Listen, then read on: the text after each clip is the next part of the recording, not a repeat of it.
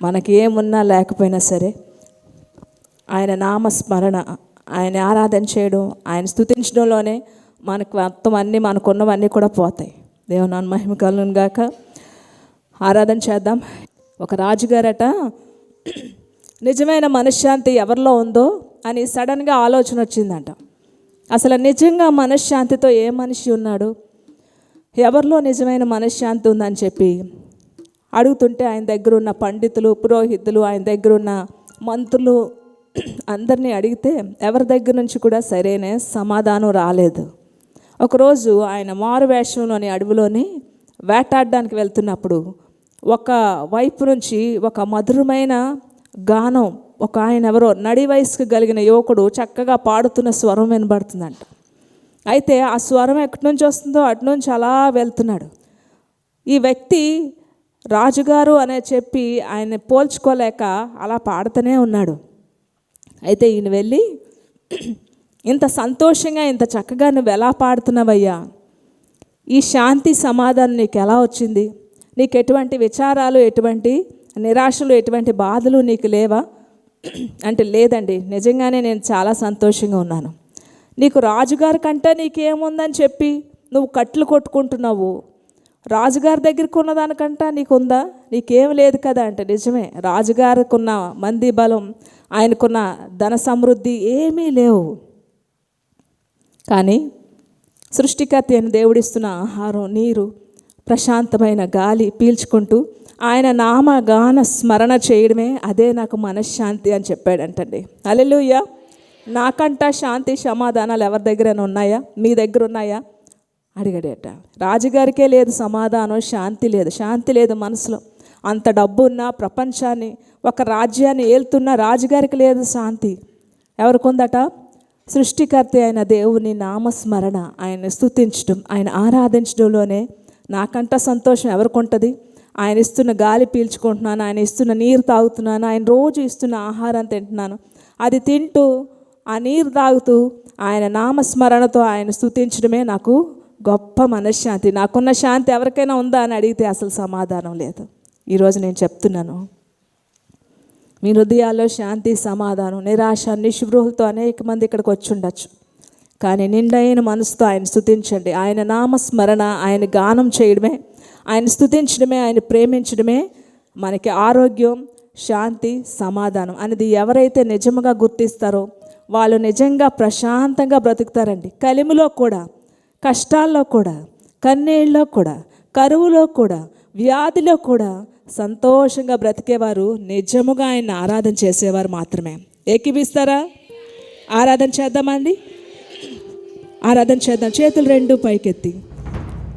ఎవరికి శాంతి కావాలి, ఎవరికి ప్రశాంతత కావాలి, ఎవరికి దుఃఖంలో కూడా సంతోషం కావాలి, ఎవరికి వ్యాధిలో కూడా స్వస్థత కావాలి, ఎవరికి కష్టాల్లో కూడా ఆనందం కావాలి, ఆరాధన ఒక్కటే మీరు చెయ్యాలి. ఇదొక్కటే, ఆయన స్తుతిస్తే చాలు, ఆయన ఘనపరిస్తే నిజముగా ఆరాధన చేయాలి. ఎన్ని వారాలు దేవుడు నడిపించాడు, ఈ ఆఖరి వారం కృతజ్ఞతతో ఆరాధన చేద్దాం. ప్రేమించేదా యేసురాజు.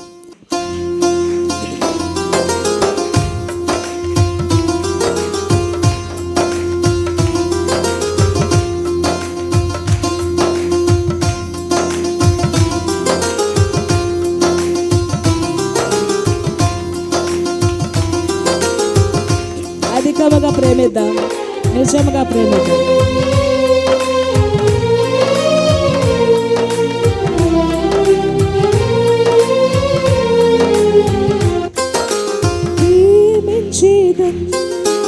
అధికముగా ఆరాధిద్దాం, ఆసక్తితో ప్రేమించేదా నిండు మనసుతో.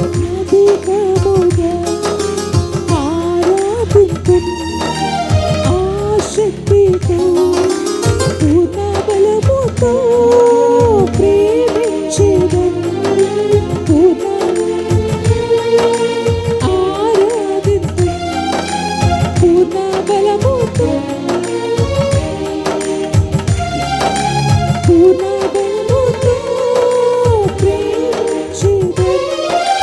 ఆరాధన హృదయానికి శాంతి, సమాధానం, విడుదల కావాలంటే ఎవరిని చూడకండి, ఎవరు సంగతులు మాకు అనవసరం. నువ్వు దేవుడు. ఇన్ని వారాలు దేవుడు నేను కాచి కాపాడేందుకు ఏమిస్తారు? ఎబినేజరే, ఇంతవరకు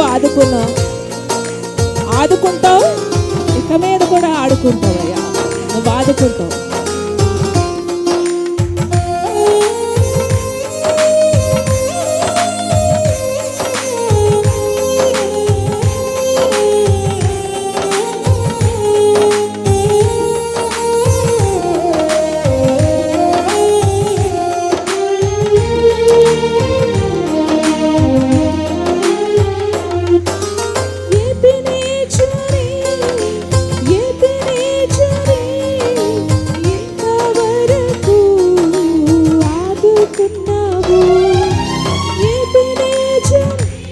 గట్టిగా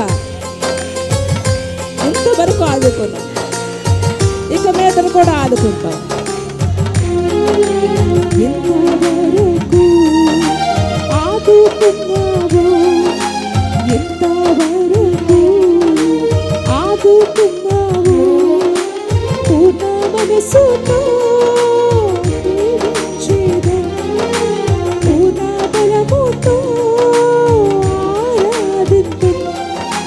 పూర్ణ మనసుతో ప్రేమించేదు, పూర్ణ బలముతో ఆరాధన బిగ్గరగా స్వేచ్ఛగా. తండ్రి, నిజముగా ఎవరైతే అర్పణ అర్పిస్తున్నారో, ఇంతవరకు కాచి కాపాడారు, వారి అర్పణ అంగీకరించండి అయ్యా.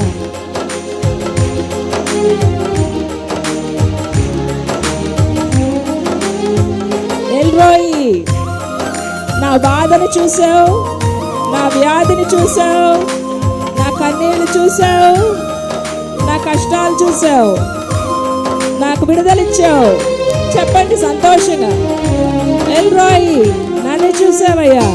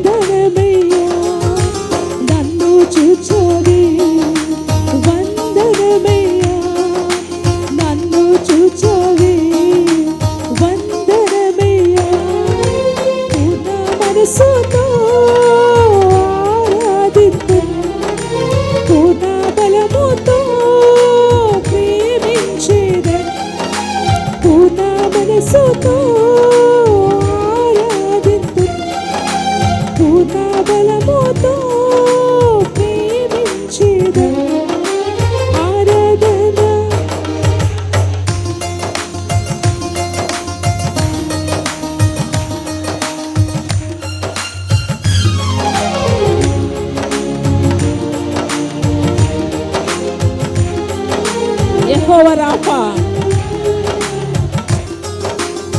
స్వస్థపరిచావు చెప్తారా? విశ్వాసంతో చెప్పండి. చెయ్యెత్తి నన్ను స్వస్థపరిచావయ్యా, ఎప్పుడో నన్ను స్వస్థపరిచావు. నా వ్యాధిలో, నా బాధలో, నా కష్టాల్లో, కన్నీళ్ళు ఎప్పుడో విడుదలిచ్చావు, ఎప్పుడో స్వస్థత ఇచ్చావు. అందుకని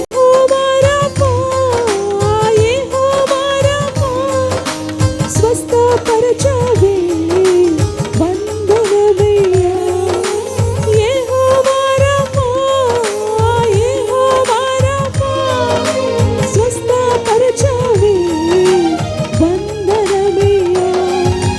స్వస్థపరిచావే, వందనమయ్యా.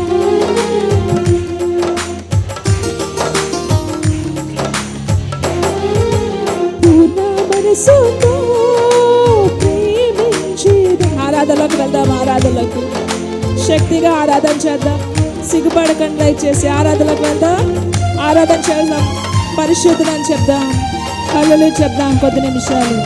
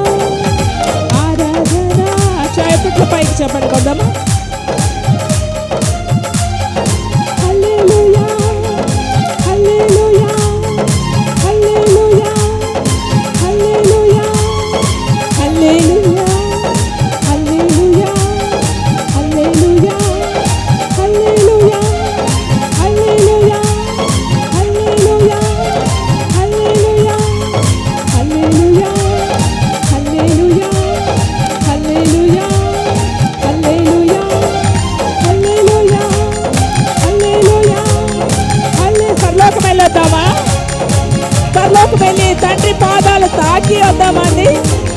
హల్లెలూయా హల్లెలూయా హల్లెలూయా హల్లెలూయా హల్లెలూయా హల్లెలూయా హల్లెలూయా హల్లెలూయా హల్లెలూయా హల్లెలూయా హల్లెలూయా హల్లెలూయా. ప్రతి నోరు హల్లెలూయా హల్లెలూయా హల్లెలూయా. ఆయన చేసిన దానికి ఏమి ఇవ్వగలం? ఆయన చేసిన దానికి ఏ రుణం తీర్చగలమండి? హల్లెలూయా హల్లెలూయా హల్లెలూయా హల్లెలూయా హల్లెలూయా హల్లెలూయా హల్లెలూయా హల్లెలూయా హల్లెలూయా.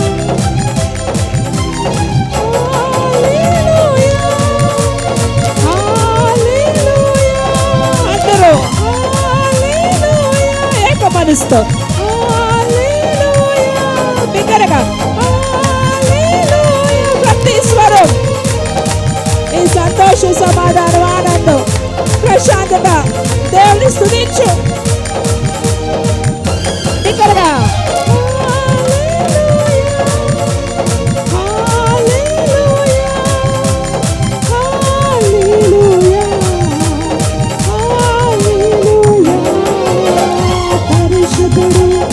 పరిశుద్ధుడు పరిశుద్ధుడు పరిశుద్ధుడు పరిశుద్ధుడు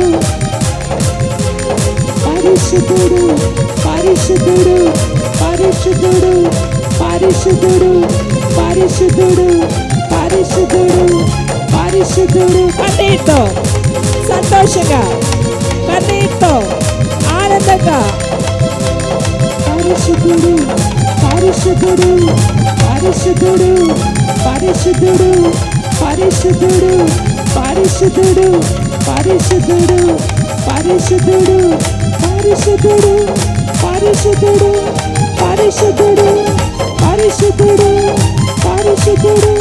బాబా, ఈ ఆఖరి ఆదివారం వరకు కూడా నీ సన్నిధిలో మమ్మల్ని నాయన నిలబెట్టినందుకు నీకు నాయన సాష్టాంగపడి నమస్కరిస్తున్నాం. ఎవరైతే నిండుగా నిన్ను ఆరాధన చేస్తున్నారు ఆయన ఈ సంవత్సరం అంతా కాపాడినారు. నేను క్రొత్త సంవత్సరం కూడా సంతోషంగా వారిని ప్రవేశపెట్టండి. పరిశుద్ధుడు పరిశుద్ధుడు పరిశుద్ధుడు పరిశుద్ధుడు పరిశుద్ధుడు పరిశుద్ధుడు. హల్లెలూయా హల్లెలూయా హల్లెలూయా హల్లెలూయా.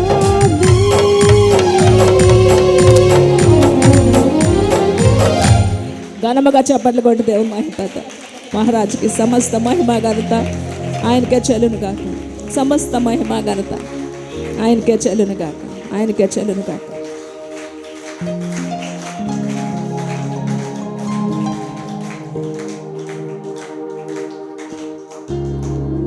వేయగలిగిన ప్రతి ఒక్కరు కూడా మోకాళ్ళ మీదకి వెళ్దాం.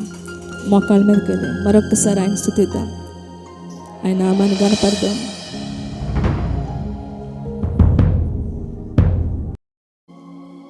ఆయన ఉన్నారు కాబట్టే మనం ఉన్నాం.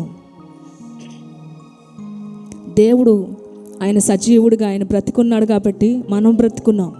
దేవుడు లేకుండా దేవుడు అనేవాడే లేకుండా ఈ భూమి మీద ఏ మనిషి అయినా బ్రతకగలడా? మనకేమైనా విశ్వాసం తక్కువైనప్పుడు చాలామందికి చాలాసార్లు ఎంత విశ్వాసంతో ఉన్నా ఒక ఆలోచన వస్తుంది, దేవుడు అనేవాడు ఉన్నాడా అసలు? రోజు ప్రార్థన చేస్తాం, వాక్యం చదువుతాం, కానీ మనం వెళ్తున్న సమస్య చాలా పెద్దదైనప్పుడు ఒకానొక సమయంలో ఏదో ఒక సమయంలో ఈ ప్రశ్న వచ్చే ఉంటుంది, ఇంత సమస్య నా ముందుంది, అసలు దేవుడు ఉన్నాడా? దేవుడు చూస్తున్నాడా? నా ప్రార్థన ఆలకిస్తున్నాడా? ఇన్ని లక్షల కోట్ల మందిలో నేను ఎక్కడో ఏ దేశంలోనో ఏ ఇంట్లోనో ఏ మూలనో ఇక్కడ కూర్చొని నేను ఆలోచిస్తున్నాను కదా, ఇంతమంది దగ్గర ఎక్కడో మూల ఉన్న నా ప్రార్థన అసలు ఆయన దగ్గరికి వెళ్తుందా? ఇంత పెద్ద సమస్య నేను ఫేస్ చేస్తున్నాను, దేవుడు ఉన్నాడా? అనే ప్రశ్న ఏదో ఒక సమయంలో వీళ్ళు ఎవరో అందరికీ వచ్చి ఉంటుంది కదండి. దేవుడు లేకుండా మనిషి ఎక్కడి నుంచి వచ్చాడు? ఈ ప్రశ్న మీకు మీరే వేసుకోవాలి. దేవుడు లేకుండా మనిషి ఎక్కడి నుంచి వచ్చాడు? దేవుడు లేకుండా మనిషి బ్రతకగలడా? మనిషి లోకంలో ఊరికనే బ్రతకగలడా? దేవుని యొక్క పని లేకుండా, దేవునితో సంబంధం లేకుండా మనిషి లోకంలో బ్రతకగలడా? ఆలోచించాలి వెంటనే. దేవుడు ఉండబట్టే కదా ఆకాశం ఉంది, భూమి ఉంది, సర్వ సృష్టి ఉంది. ఇవన్నీ ఎవరు కంట్రోల్ చేస్తున్నారు? ఆకాశాన్ని ఒక సైంటిస్ట్ కంట్రోల్ చేయగలడా అండి? సైంటిస్టులు ఏదైనా చేస్తారు, అన్నీ కనిపెడతారు.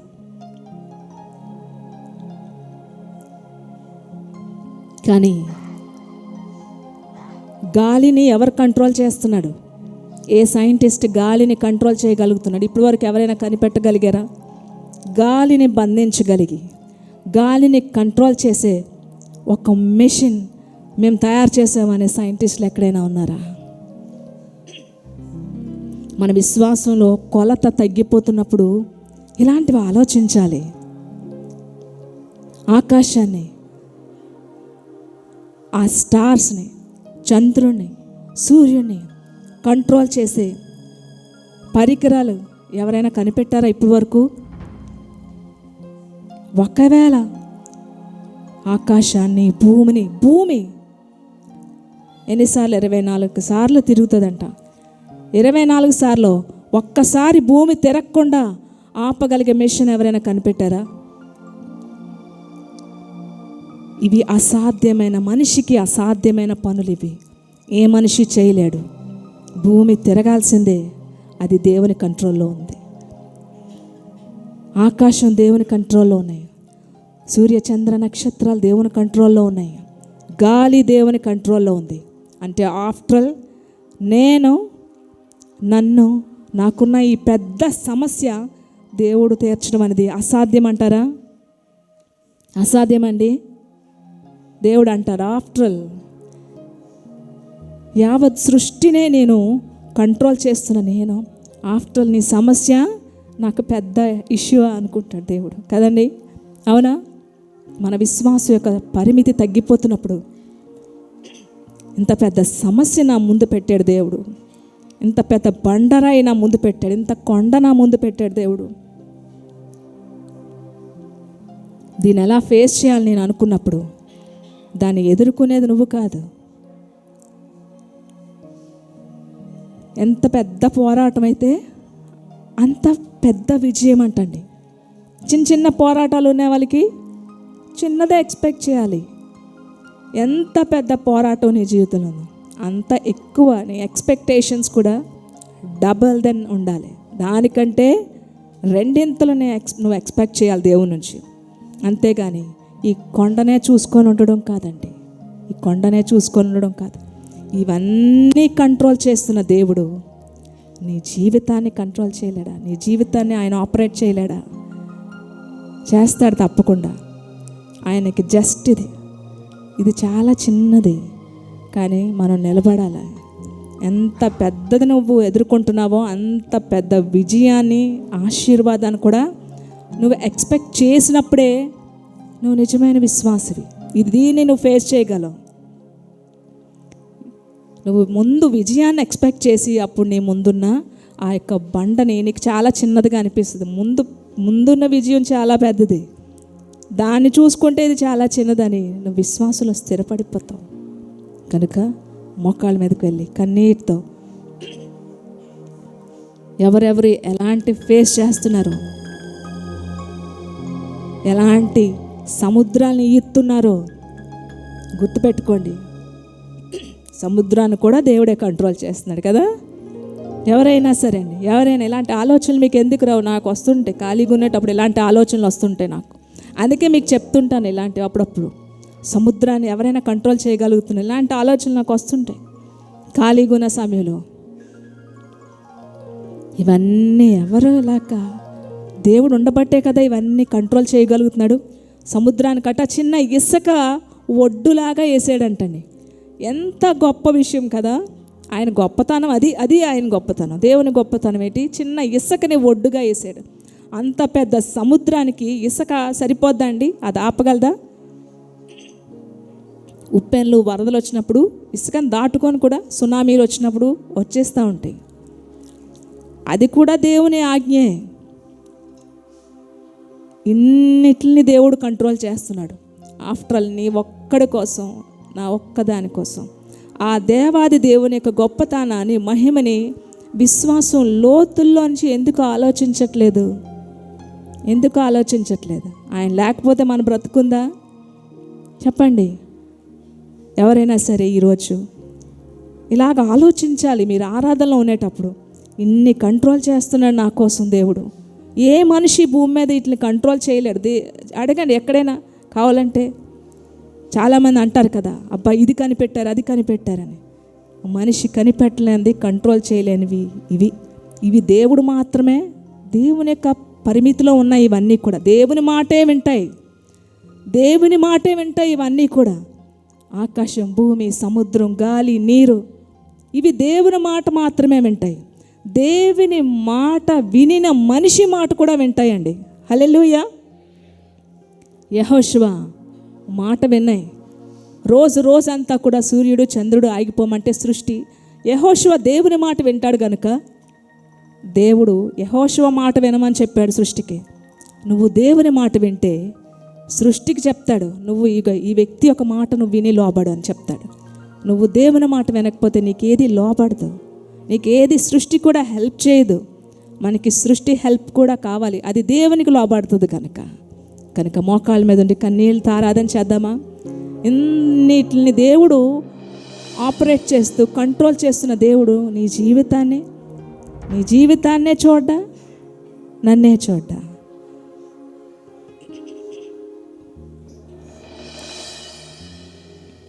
నీవు లేకపోతే నా బ్రతుకే లేదయ్యా. కృతజ్ఞత గలవారు మోకాళ్ళేసి నిండుగా చేతులు పైకెత్తి. ఇక్కడ ఎవ్వరు ఒకరిని చూసి ఒకరిని నవ్వేవారు ఎవ్వరు లేరండి. ఎవరింట్లో ఉండాల్సిన పొయ్యి వాళ్ళ ఇంట్లో ఉంది. ప్రతి ఇంట్లో ఒక పొయ్యి ఉంటుంది. ప్రతి ఇంట్లో బాధలు, ప్రతి ఇంట్లో కష్టాలు, ప్రతి ఇంట్లో వేదన, ప్రతి ఇంట్లో అనారోగ్యం. కనుక ఎవరి సంగతాలు చూసుకొని ఎవరికి నచ్చినట్టు వాళ్ళ దేవుని కన్నీళ్ళతో ఆయన పాదాలు కడిగి ఇన్నిటినీ ఆపరేట్ చేస్తున్నావు. నేనంత ప్రభు. ఆఫ్టర్ నా కోసం నువ్వు ఏదైనా చేస్తావనే నమ్మకం ఉంటే ఆరాధన చేయండి. నీవు లేకపోతే నా బ్రతుకే లేదయ్యా. చెప్పాలందరూ. నువ్వు చేరదీయపోతే నా మనసు చేదయ్యా. నీవు లేకపోతే నా మనసు, నువ్వు చేరదీయపోతే నా బ్రతుకే దయ్యా. నీవు నాకుంటే ఎన్నడు నేను ఒంటరి కానయ్యా. నీ కృప నాకు తోడై ఉంటే అంతే చాలయ్యా. నీవు నాకుంటే ఎన్నడు నేను ఒంటరి కానయ్యా. నీ కృప నాకు తోడై ఉంటే అంతే చాలే. చేతులు పై. యేసయ్యా,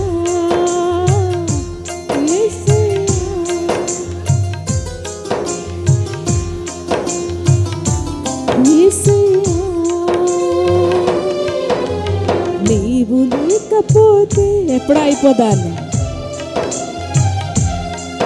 నువ్వు చేరది ఎప్పుడో అయిపోయేది నా జీవితం.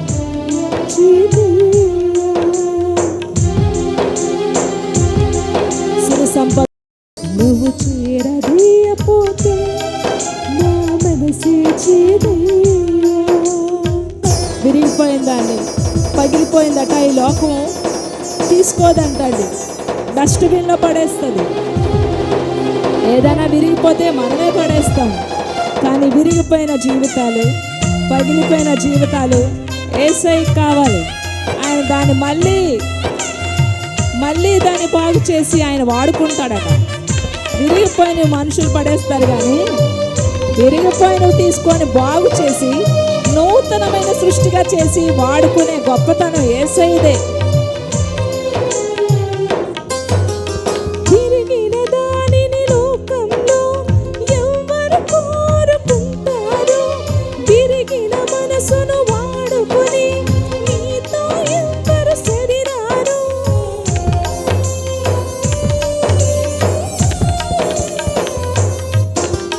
విరిగిన దానిని లోకంలో ఎవ్వరు కోరుకుంటారు, విరిగిన మనసును వాడుకొని నీతో ఎవ్వరు సరిరారు.